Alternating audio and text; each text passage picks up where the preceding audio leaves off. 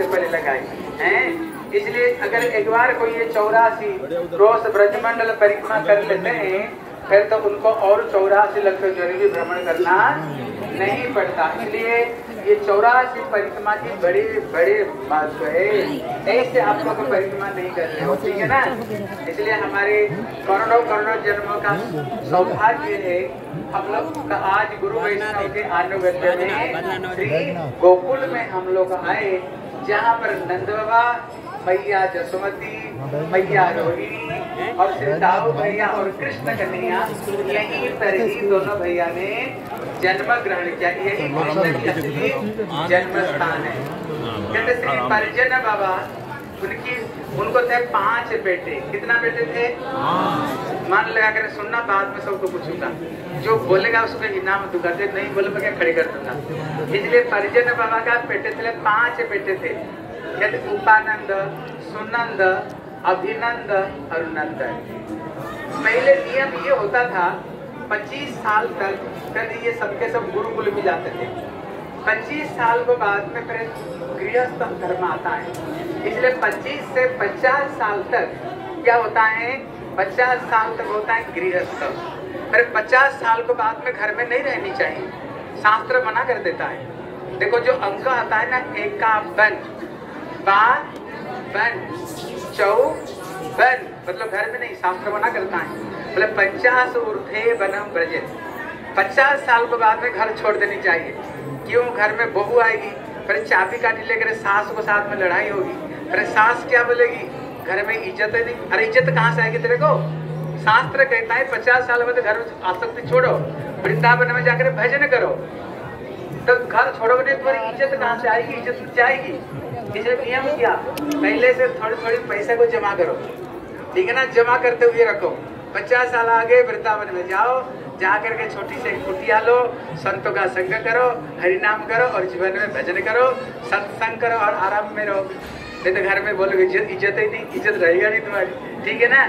इसलिए श्री नंद बाबा की, श्री परिजन बाबा के 5 बेटे थे। जब श्री परिजन बाबा का 50 साल हो गया, बच्चे जन्म हो गए, बोले और घर में नहीं रहनी चाहिए। हम लोग रामायण देखे, कौन कौन रामायण देखा?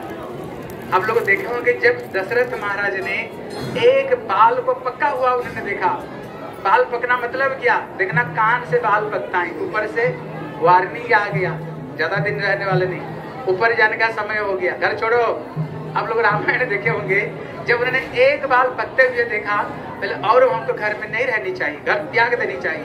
राम को बुला कर बोले बेटा राम, अभी राज्य तू संभाल और मैं परमार्थ को मैं संभालता हूँ। अब परमार्थ को संभालता हूँ। इतने में उनकी हो गए, कहते उनकी हो गए 5 बेटे। अभी उन्होंने सोचा बड़ा बेटा को मैं राज्याभिषेक करते हुए मैं भजन करने के लिए चले जाऊँ। बड़ा बेटा था उपानंद, लेकिन उपानंद बोले पिताजी राजा बनने का योग्यता मेरे अंदर में नहीं, क्योंकि राजा वही बन सकता है जो प्रजा को पुत्रवत माने। ऐसे नहीं जब तक राजगद्दी में बैठेंगे तब तक पैसा लूटते रहेंगे, ये धर्म नहीं है। राजा अपना प्रजा को पुत्रवत देखनी चाहिए। लेकिन ये जो गुण है केवल श्री नंद बाबा का अंदर में। बोले क्यों? कहते ना नंद के आनंद भयो जय कन्हैया लाल की। इसलिए उन्होंने नंद बाबा को उन्होंने राज्याभिषेक में कर दिया। करते हुए उन्होंने भजन करने के लिए चल पड़े। जब चले गए, अभी 4 बच्चों का तो संतान है, लेकिन श्री नंद बाबा का घर में कोई भी बेटा नहीं। बड़े दुखी, भविष्य में राज सिंहासन कौन संभालेगा? संभालने वाले कोई नहीं, बड़े दुखी थे। इतने में जब दुखी थे उन्होंने यज्ञ और तपस्या बहुत कुछ किया, घर में एक बेटा का जन्म हो जाए जो भविष्य में जो राज सिंहासन संभाले, लेकिन घर में बेटा ही नहीं हो रहा है। इतने में एक एकादशी आई जिसका नाम थी पुत्रदा एकादशी। क्या नाम है? आप लोग सही सही बताओ कौन कौन एकादशी करते हो? अरे वो रूटीन करवाना आएगा, कुछ लोग नहीं करते, लेकिन अगली बार सबसे एकादशी व्रत करना, ठीक है ना। एकादशी व्रत करके जो कुछ मांगो वही मिलेगा। इसलिए एक एकादशी का नाम पुत्रदा। पुत्रदा मतलब जिसके घर में पुत्र संतान नहीं, अगर वो एकादशी करे ना, भगवान भी पुत्र बन करके आएंगे। घर में साधारण बेटा तो होगा ही, भगवान भी तुम्हारे घर में स्वयं बच्चे बनकर ठाकुर भी आएंगे। लेकिन जब उन्होंने पुत्रदा एकादशी व्रत की, इतने में उसी रात को मैया जसोदा स्वप्न देखी। उसी रात को ब्रह्म मुहूर्त में, कहते ब्रह्म मुहूर्त में अगर कोई हम स्वप्न देखते हैं वो स्वप्न कर कर सही हो जाता है। क्या उन्होंने स्वप्न देखा? बोले श्याम चंचल चारु दीर्घ नयन बालस्तवांकस्थले पयोधार स्फुटमसौ क्रीड़ांगमयाम लोकति। यो स्वप्न देखा। इतने में ब्रह्म मुहूर्त में ठीक स्वप्न देखा, दोनों का नींद खुल गई। इतने में नंद बाबा बोले मैया जसोदे जसोदे मैंने एक बड़ा प्यारा स्वप्न देखा। जसोदा बोले मैंने भी एक स्वप्न देखी। आप बताओ आपने क्या देखा? नंद बाबा बोले मैंने देखा तुम्हारी गोद में एक श्याम रंग का बालक तुम्हारी गोद में पौड़ रहा है और तुम्हारी दूध पीते समय ये दोनों धार से दूध बहते हुए कुर्ता भीग रहा था। मेरे को स्वप्न नहीं लगा, सचमुच से तेरे गोद में के बच्चा है। इतने में मैया जसोदा बोले मेरी स्वप्न सुन लो। बोले बता दे। बोले मैंने स्वप्न देखा एक सुंदर बालक मेरे पीछे पीछे मैया मैया करते करते मेरे कपड़े को खींचते हुए बोले मैया मेरे को दूध पिला दे, मैया मेरे को भूख लग रहा है। मैं चल रहा था, मेरे को स्वप्न नहीं लगा, सचमुच से मेरे एक बेटा है। सचमुच से उसी रात को ही मैया जसोदा ने गर्भ धारण किया। पूरा ब्रज में हला हो गया, पूरा ब्रज में ताली जोर से बजाओ, पूरा ब्रज में हला हो गया, इतना हला हो गया। नंद के लाला होने वाले हैं। एक बड़ी बड़ी गोपी बोली मैया जसोदे तुमने कुंवारी पड़ी में जुड़वे किलत नहीं खा ली थी? बोले क्यों? लगता है तेरे पेट में 2 बच्चे हैं। सचमुच से कृष्ण और जोगमाया थी। एक बड़ी बड़ी गोपी बोली मैया मैया लगता है तेरे पेट में बेटा होने वाले। बोले कैसे? बोले तेरे जो होठ है ना वो पीला पीला दिख रहा है। मतलब घर में पहले तो कोई मशीन नहीं होता था, हैं? पहले अपनी आप बड़े बड़ी पता लगा देते थे बेटा होगा ना बेटी होगी। बोले तुम्हारी पेट में बेटा होने वाले। अब देखना गर्भ में जब बच्चे होते हैं माताओं को वो चटपटी चीजें अच्छी लगती है, मिट्टी खट्टी और नमकीन ये सब चीजें अच्छी लगती है। मैया जब भी जितेंद्रिय थी बोले मेरे मन में तो खीर खाने की इच्छा हो रही है। तो बड़े सुंदर खीर उन्होंने बना करके ठाकुर को भोग लगाया और मैया जसोदा को उन्होंने खीर खिलाया। ऐसे लग रहा था मानो आज रात को बेटा का जन्म हो जाएगा, आज रात को। बोले एक काम करो 8 बजे तक गांव में सब जगह रहते हैं, उसके बाद में सो जाते हैं। 2 घंटा ड्यूटी लगवा दो।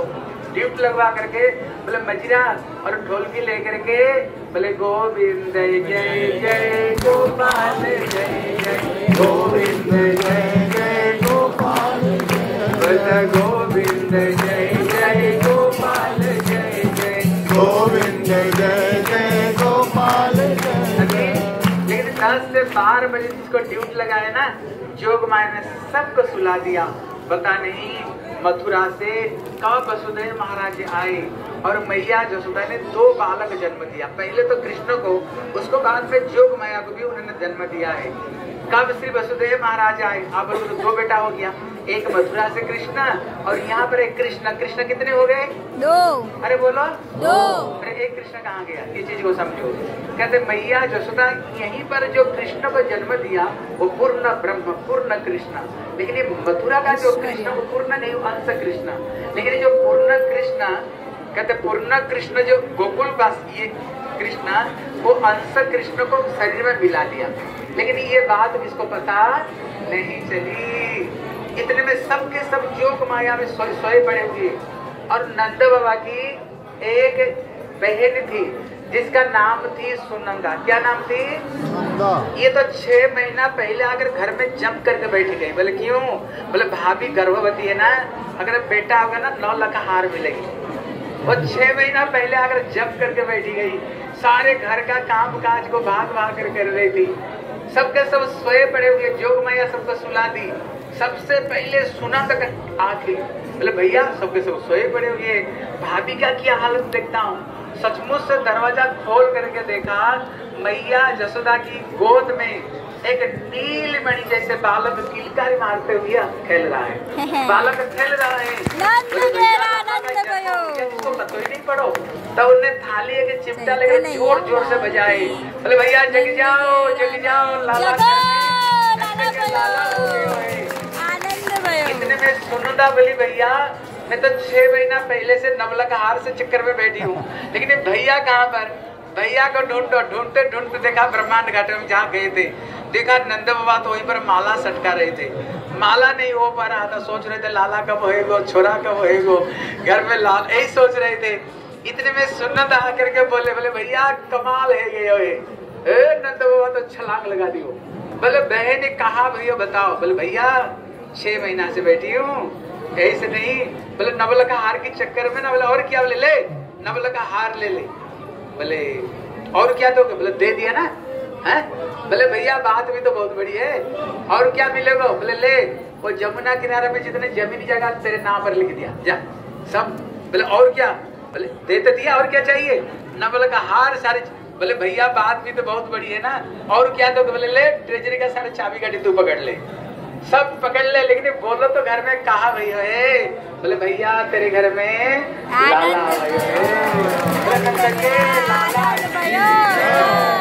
नंद बाबा भागते भागते यहीं पर आए, वो जो घटना यहीं के है। नंद बाबा भागते भागते यहीं पर आए। कितने उन्होंने कठोर तपस्या किया था घर में लाला की जन्म हो जाए, लेकिन ये पहला बार जब लाला के मुख दर्शन किया इतने प्रसन्न हुए। उन्होंने संकल्प किया 20 लाख गैया सारे साधु संतों को दान दूंगा, 7 तिल का पर्वत को मैं दान दूंगा। उन्होंने संकल्प करके फिर उनकी नाड़ी छेदन हुई और नाई को भेज दिया, बोले जाओ सारे ब्रज में ठिंडुरा पिटवा दो। सबके सब नंद के लाला भयो है, सबके सब बधाई देने के लिए आए। जितने गोपियां थी वो 6-6 महीना पहले 84 गज की लहंगा बनाकर चुंदरी बनाकर रखी थी और अलंकार, और जितने सब ब्राह्मण थे, जितने ब्रजवासी धोती बगलवती टोपी बनाकर करते, बड़े सुंदर श्रृंगार करते हुए दूध दही मक्खन लेकर के सबके सब यहीं पर आ रही थी। जब आ रही थी ना, गोपियां बड़ी सुंदर कुंडल पहन के रखी थी, वो कुंडल बड़े जोर जोर से हिल रहा था। बोले क्यों, बोले तुम लोग पहुंचने से पहले हमें छोड़ दो, हम जाकर के नंद के लाला की बधाई दो। उनको चोटी में जो सुंदर माला की श्रृंगार की रही थी, एक एक फूल इनकी चरण में गिर रहा था। बोले क्यों, बोले जो कृष्ण को बधाई देने जा रही हैं उनकी चरण की पूजा करनी चाहिए। और जितने गोप गोपी थे सबके सब मैया जसोमती को बधाई दे रहे थे। देखो मैं बोलूंगा मैया जसोदा बधाई हो, आप लोग जोर से बोलना बधाई हो, बधाई हो।